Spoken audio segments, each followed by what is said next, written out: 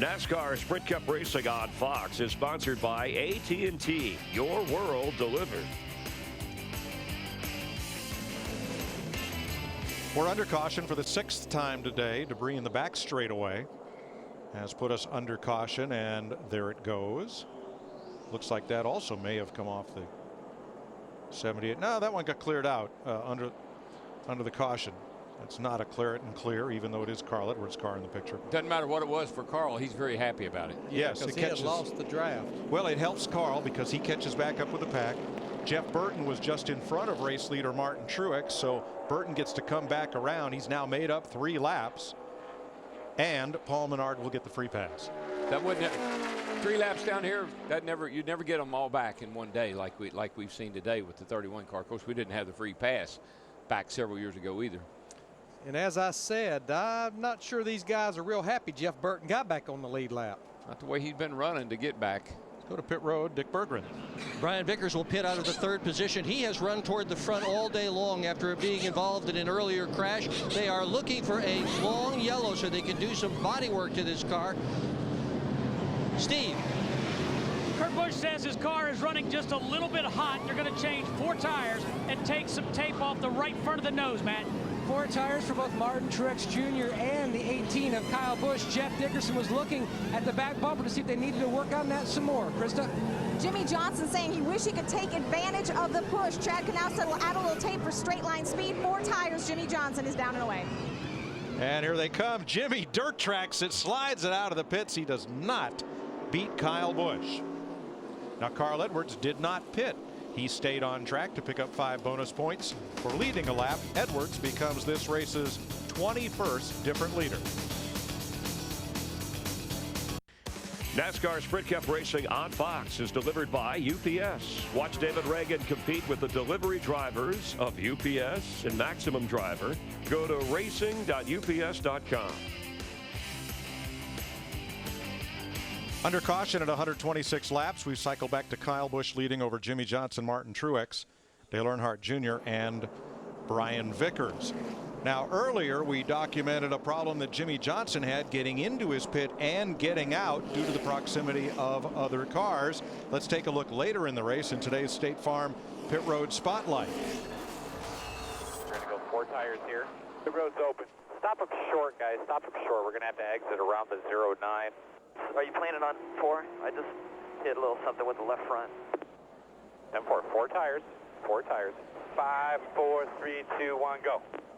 Go, go, go, go, go. Outside 1. Go, go, go. Good job, guys. Good job. I feel like an idiot trying to leave pit road. I can't even go straight.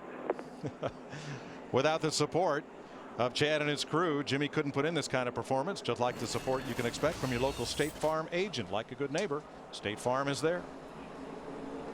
Sticker tires and 50 pounds of air, you'll get a little loose on coming out of the pit sometime. Green flag at lap 127. A long pit stop for Kurt Busch put him back to 17th, and cleaning up some fender damage on Juan Montoya's car put him back to 27th on this restart.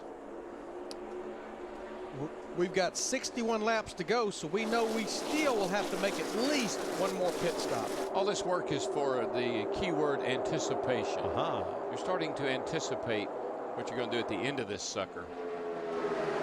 Here comes Vickers up the inside. Steve, what happened on Kurt Busch's stop? Yeah, Mike, they had a slow stop. I heard Pat Tryson tell Kurt Busch one of the tires, one of the wheels got obstructed by a shock.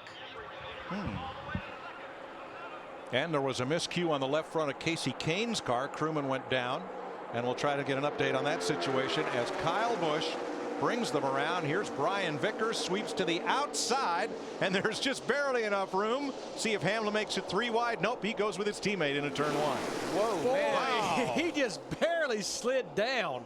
That was close. That was really close. I bet Jimmy Johnson about ready to jump out of his seat. Go 3 wide, in the middle, in the middle. Boy, Kyle Busch goes way up top to pick up that draft of Jimmy Johnson and Martin Truex and everybody else. He's 3 wide by himself right now. That's right. There he goes. He's the only one I know who can do it. And he does it so easily.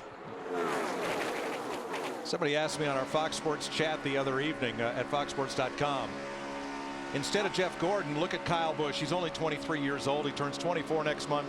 Is he A lot of good help with you still here. Keep digging there still. the driver with the best shot to reach David Pearson's 105 win mark, second on the all-time list? And I had to tell a fella, get back to me when he's got 82 wins in his pocket like Jeff does, and I'll let you know. But surely time is on his side. Well, that's the perfect answer, too. I mean, you know, Jeff's a lot closer, and he's got not a lot of time, but he's got a good 7-8 years ahead of him if he wants to do it.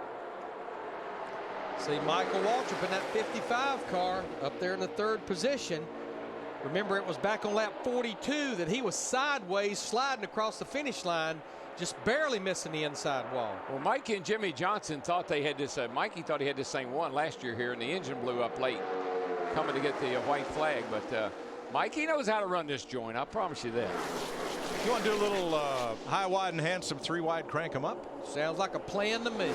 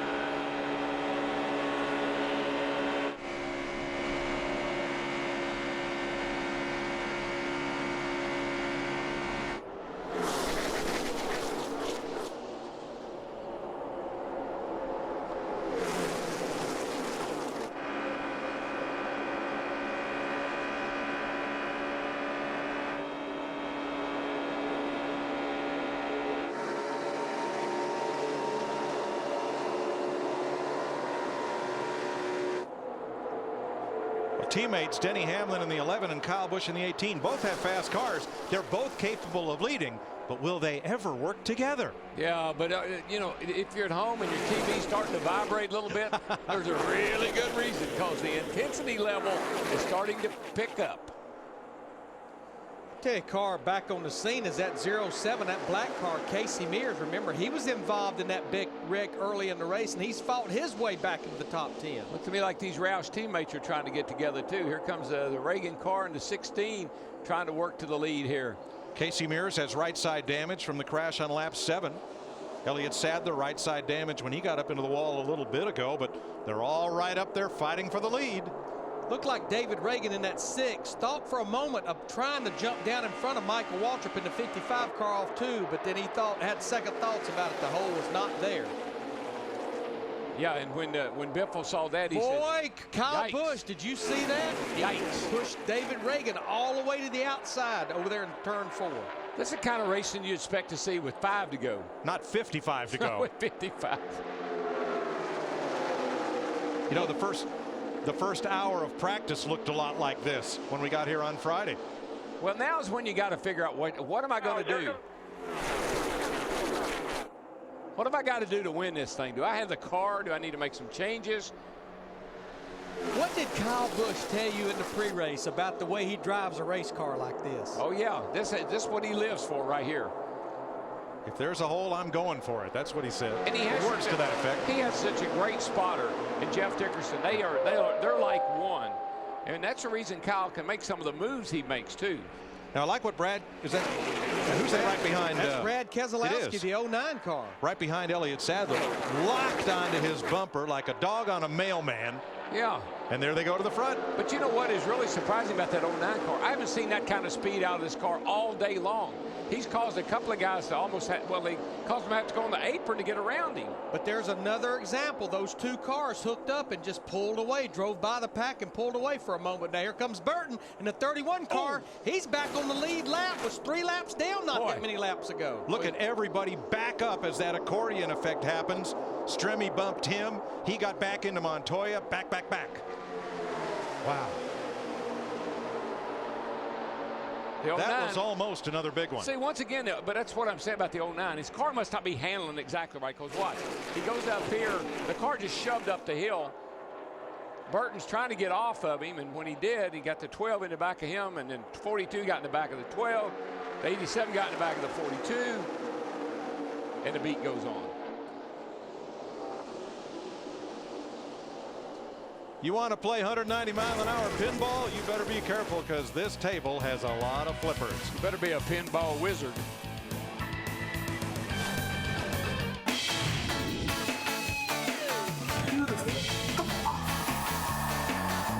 NASCAR on Fox.